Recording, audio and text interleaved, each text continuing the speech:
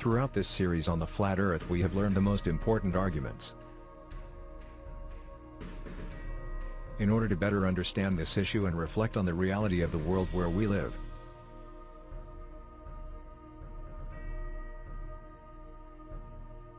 Now let's see what the Bible says about the flat Earth, one of the most popular books. Important and ancient of the world and for millions of people, the holy book inspired by God. Be religious, believer or not.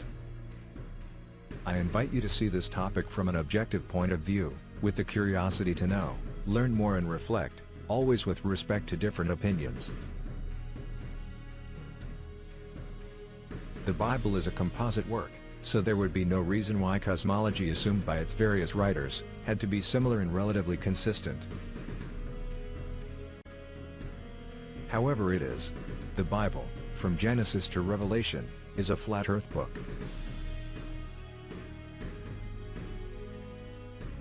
This is not surprising. The ancient Hebrews. They had as neighbors the Egyptians to the southwest and the Babylonians to the northeast.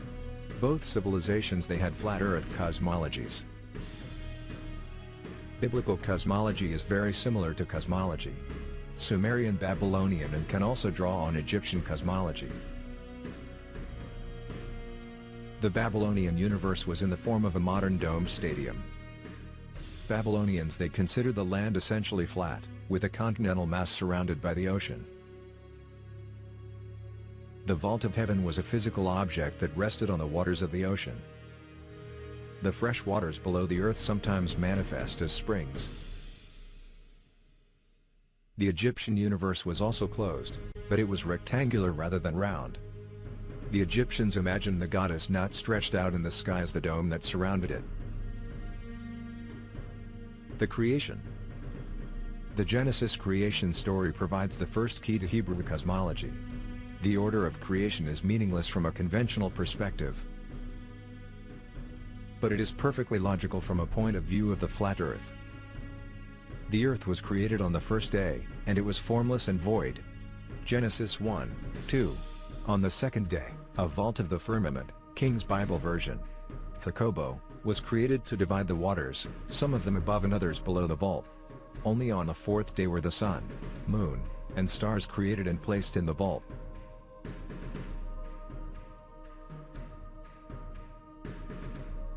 The vault of heaven. The vault of heaven is a crucial concept. The word firmament appears in the version of King James of the Old Testament 17 times. And in each case it is translated from the Hebrew word rakia, which means the visible vault of heaven.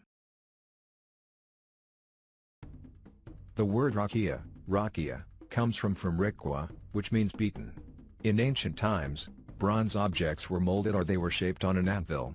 A good craftsman could knock a piece of brass melted in a thin container. Thus, Elihu asks Job, "Can you help God spread the heavens as hard as a molten metal mirror?"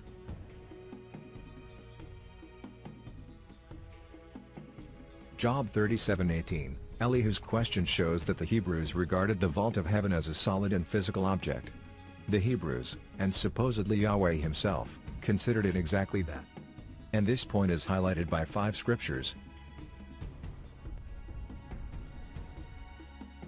Job 9:8, who by himself stretched out the heavens, Shemayim. Psalms 19:1, the heavens, Shamayim, speak the glory of God, the vault of heaven, Rakia, reveals his work. Psalm 102:25, the heavens, Shemayim, they were your works. Isaiah 45:12, I, with my own hands, I spread the heavens, Shamayim, and made all his armies shine. Isaiah 48:13, with my right hand I formed the expanse of heaven, Shemayim. Shemayim comes from Shem, a root that means to be noble. It literally means heaven. Other passages complete the picture of the sky as a dome elevated and physical. God sits on the vaulted ceiling of the earth, Chog, whose inhabitants are like grasshoppers. He spreads the heavens, Shamayim, like a curtain, that spreads out like a tent to live, Isaiah 40:22. Chog literally means circle. By extension, it can mean roundness, like in a rounded dome or vault. Job 22:14 says that God walks from one place to another in the vault of heaven, Chog. In both verses, the use of Chog implies a physical object, on which one can sit and walk. Also, the context in both cases requires elevation. In Isaiah, the elevation makes the people below they look small like grasshoppers. In Job, God's eyes must penetrate the clouds to see the actions of the humans below. Job 22:12 also implies elevation. Surely God is at the zenith of the heavens, Shamayim, and looks up, down to all the stars, as high as they are. This image of the cosmos is reinforced by Ezekiel's vision. The Hebrew word rakia appears 5 times in Ezekiel, 4 times in Ezekiel 1:22-26 and once in Ezekiel 10:1. In each case, the context requires a literal vault or dome. The vault appears on the living creatures and shines like a layer of ice. Above the vault there is a sapphire, or lapis lazuli, throne. Sitting on the throne is a human-like form, which is radiant and like the appearance of the glory of the Lord. In short, Ezekiel saw a vision of God sitting in the vault of heaven, as described in Isaiah 40:22. The shape of the earth. Disregarding the dome, the flatness, the essential surface of the earth is required by verses like Daniel 4:10-11. In Daniel, the king saw a tall tree in the center of the earth reaching with its top to the sky and visible to the farthest limits of the earth.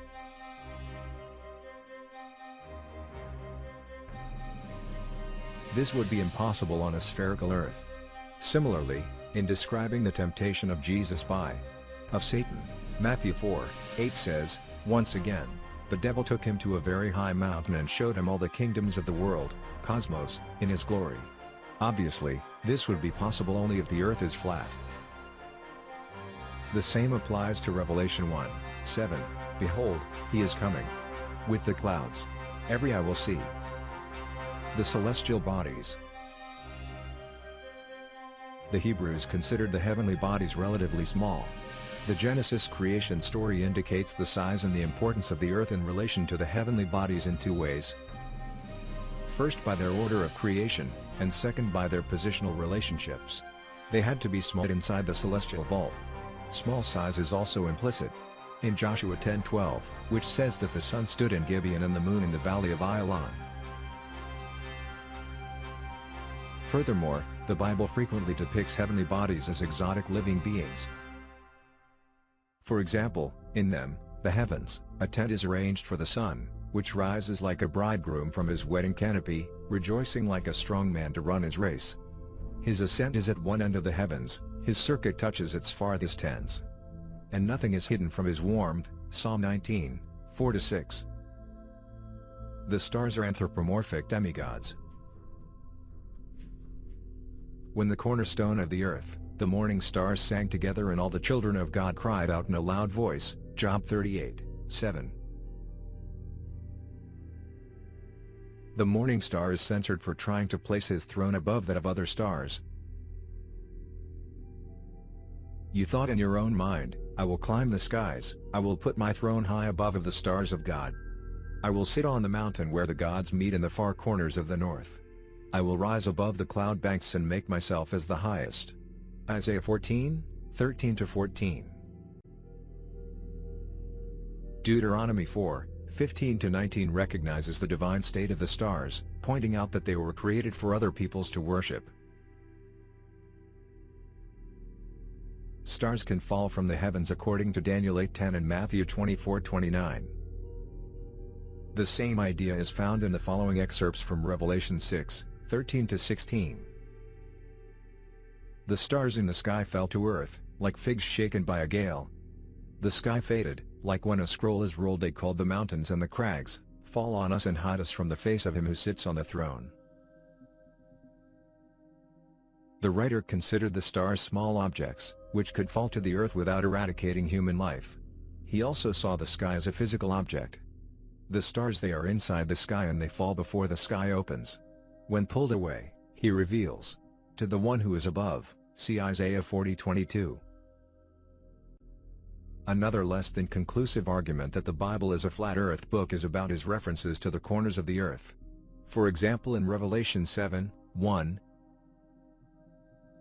after this, I saw 4 angels stationed at the 4 corners, Gonia, of the earth that hold back the four winds, Revelation 7:1. Most translations of the Bible opt for dots. The version of the Bible of King James says in the corners of the earth, which implies that the writer saw habitable land as a four-corner area. In fact, this is how they interpreted it many of the early members of the church. The modern flat earth model it has no literal corners. However, the corners could be those regions at the ends of the earth referred to by Jeremiah. He removes the mist from the ends of the earth, he opens the crevices for the rain and draws the wind out of his storehouses. Jeremiah 51:16. The biblical view of the universe is relatively clear and consistent. Biblical claims about cosmology, with one possible exception yet to be discussed, are congruent with well-known flat earth cosmologies of the ancient Near East. On the other hand, the cosmology of the Earth plan described above is historically consistent and does not require any of the efforts needed to make the Bible fit sphericity.